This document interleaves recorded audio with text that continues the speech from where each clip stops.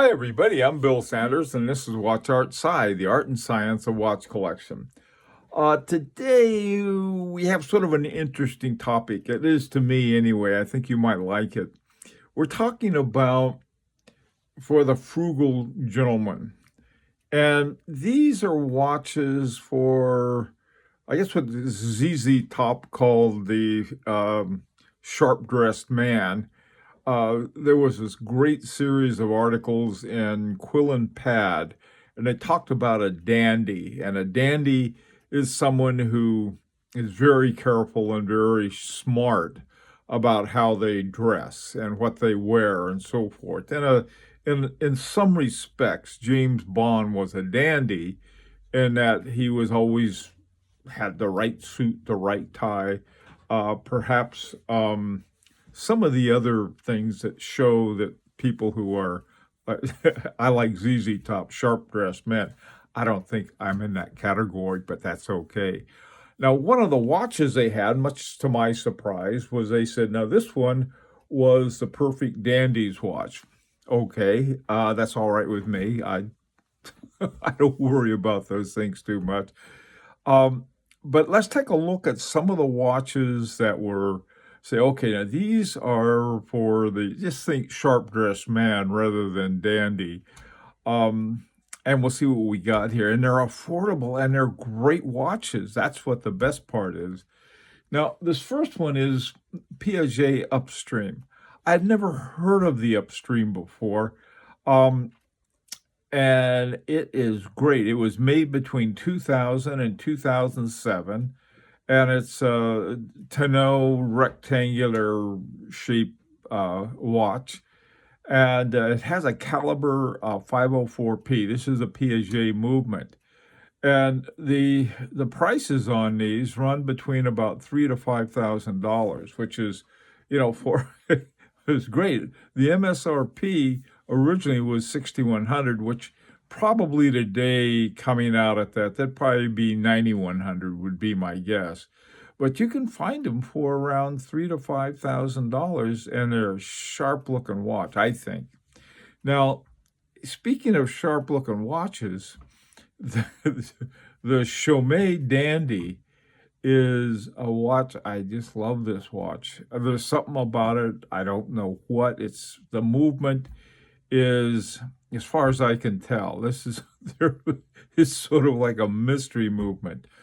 On the one hand, it's described as a caliber CP127V.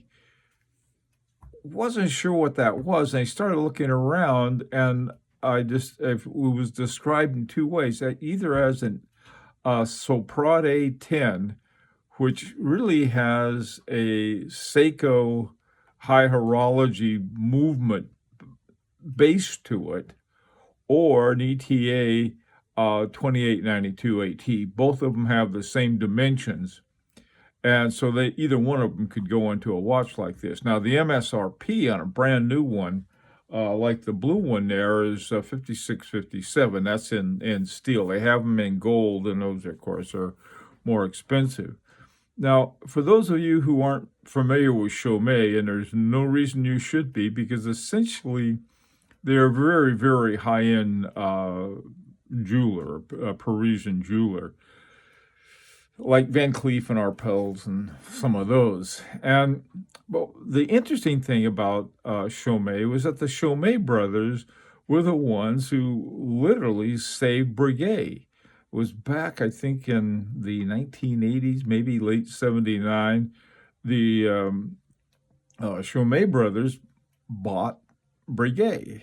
Then they hired Daniel Roth, and he did wonderful things with a lot of the Breguets you see today.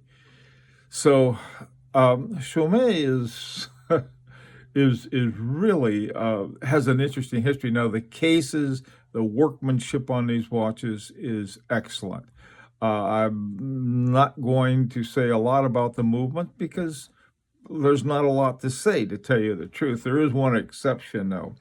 Now, they also have a hand-wound version. The hand-wound version has the Pazou ETA 7001, which is a 3 hertz movement, sort of an old warhorse of one of the smaller size movements that, and it runs at uh, 21,600 semi-oscillations per hour. Now, the one that I really, really like is this version is called the Dandy Arty. And the reason I like it so much, it has the AGH 4202 module in it by Agenor. And they have the way that they have the main dial and the small second split like that is because of the AGH 4202. And one of them, you can one of the versions of this, they have it split out, and you can see the gear train, something like a what's called the Golden Bridge. It just, I mean, so, and they're very affordable. You can find a Chaumet Dandy from around $1,500. Now you got to watch out because some of them are quartz, and so if you're looking at it, you're interested. Say, I want to be a gentleman for a day, or a sharp-dressed man. You run out and get a stainless steel Chaumet. Cool watch. Okay, this next one is another one. It's the Girard-Perregaux 1966. They don't make them anymore, and they are the kind of watch that you'd get if you were getting Patek Philippe, Calatrava, that kind of watch, or the Vacheron Constantin Patrimony. Just a pure dress watch. Beautiful one. This one's stainless steel, 40 millimeters. It's got one of those Girard-Perregaux calibers that's half a block long. Let's see, called a GP 3300-03. On and on and on and on. 46 hours, 4 hertz. I mean, how to give you something better than 4 hertz with a caliber name that long. If you like this, just a smooth gentleman's watch. Very, almost defines gentleman's watch. Love this watch. And like I said, they're around 5,000. Now, all of the ones I've been showing and talking about have been stainless steel. They do have gold, and I think even some platinum ones that are naturally a little more expensive.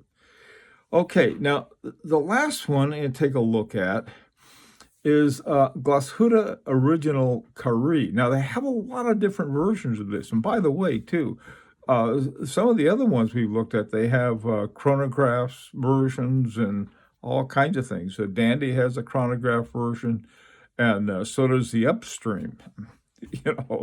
I'm looking at the non-chronographs. These are other ones that are very, very interesting watches.